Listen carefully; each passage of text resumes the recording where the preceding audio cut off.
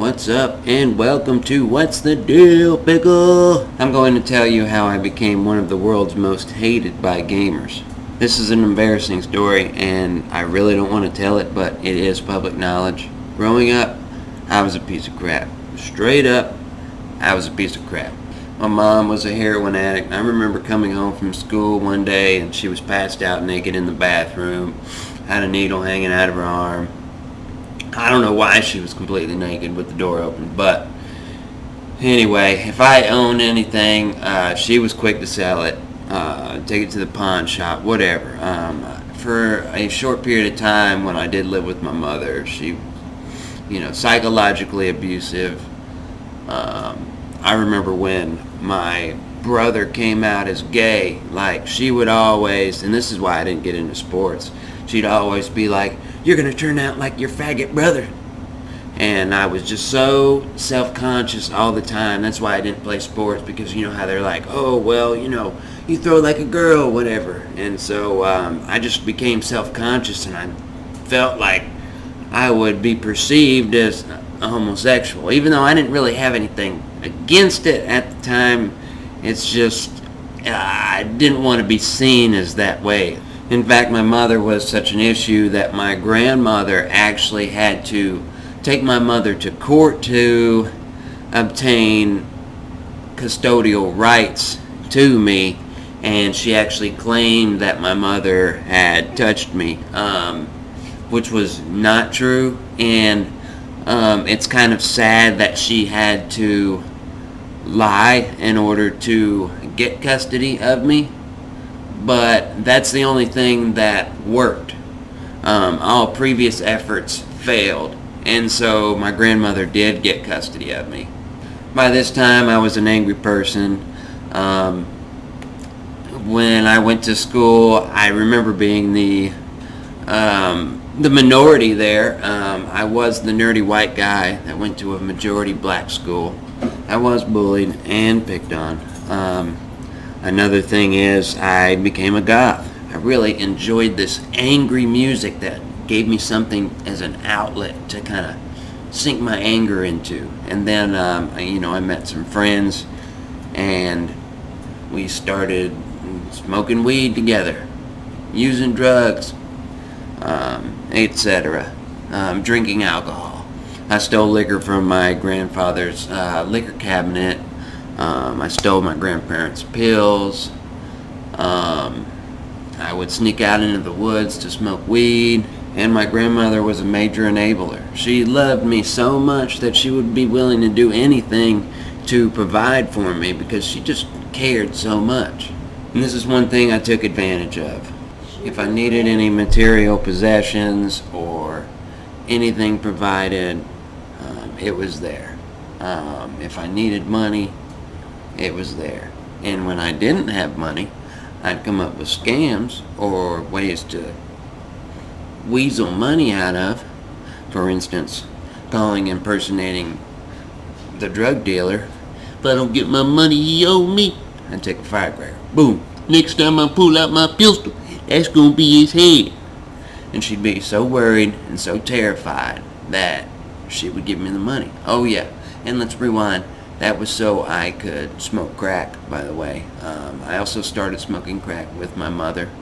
We ended up patching things up later on when I was caught smoking weed at my grandma's house. So I walked to my mom's apartment, and I was picked up by somebody that was new to this area, and she took me to my mom's apartment, and we smoked weed, and then crack somehow came up into the conversation, and well, I was like, "I'll try anything once," like a dummy.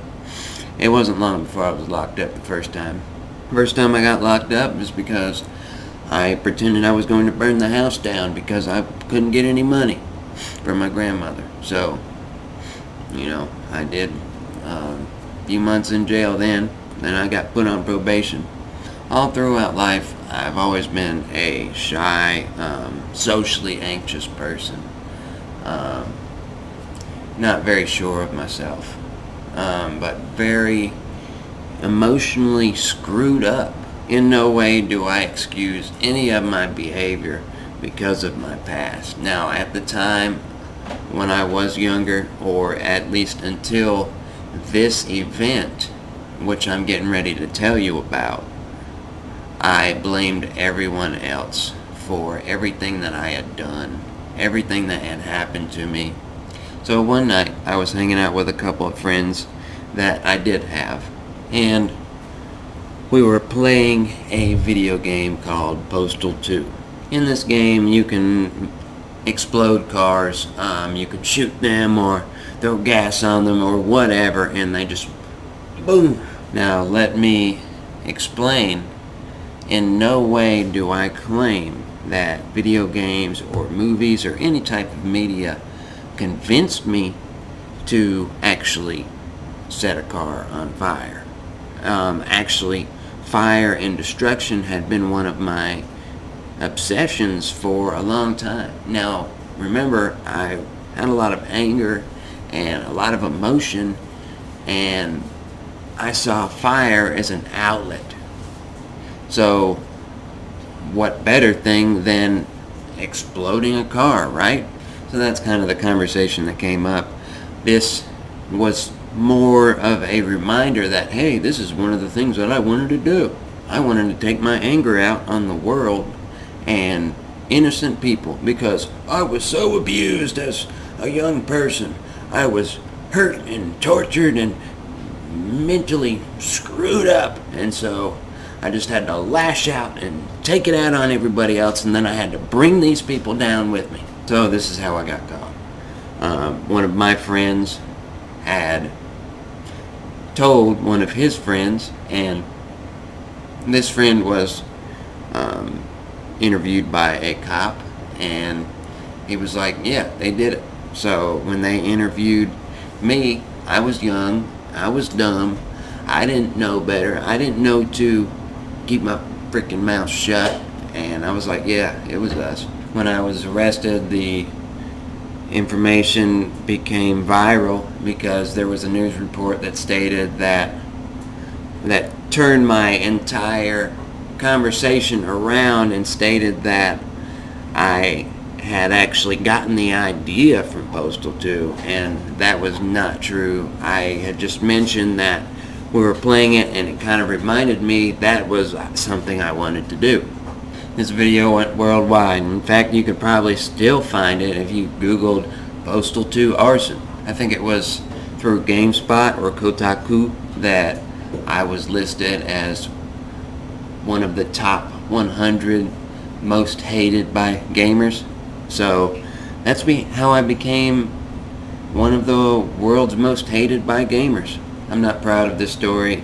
I'm deeply embarrassed by it, and in no way do I blame my past. I blame myself for everything, all the damage and hurt that I put everyone through.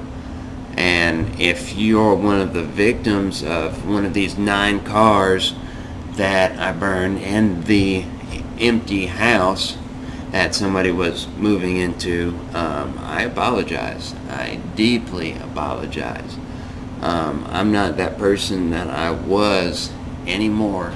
So this is one of the many things that led to my changing my thought process, which really started me pointing that finger back in at myself. Okay, I spent 11 months in jail, and it was a completely different experience. It was harder. It was it made me realize I took a lot for granted. Also, this is what changed me. We were in a drug class, and we watched My Name is Earl. In doing so, we kind of picked out the moral situations where he would do something and he would face consequences for it. But not only that, but other people were affected, and it kind of snowballed in Earl's life, right? And so he goes around trying to make up for his wrongs. And while I don't necessarily recommend doing exactly that, I do recommend maybe watching that show if you've been through something similar. It kind of got me thinking, it really got me thinking about my choices and how they affected others. And this led to the path of recovery that I'm on today. I actually also got my GED while in jail because, of course, I dropped out. Actually, no, I got expelled for bringing 11 beers into school. But also, I got into college when I got out. I was in a rehab program. I had received a 5-year probationary sentence by some act of the universe being very good to me. I feel like the universe really knew that I was going to try this time. So I enrolled in college. I became a straight A student. I got into a relationship with a female I met at the college. And this is where my next downfall began. We actually broke up, probably because maybe, I don't know, I was her first boyfriend. She was a former Pentecostal, and I guess there was in her mind, she was like, well, I could do better. She's like, I'm an accounting major, I'm a felon, well, that's how she felt, and no one can stop someone from feeling that way. To continue that relationship in a kind of mental inequality would have been wrong anyway. So, breaking up was the right thing to do. But when it was discovered this way, I started blaming the world again.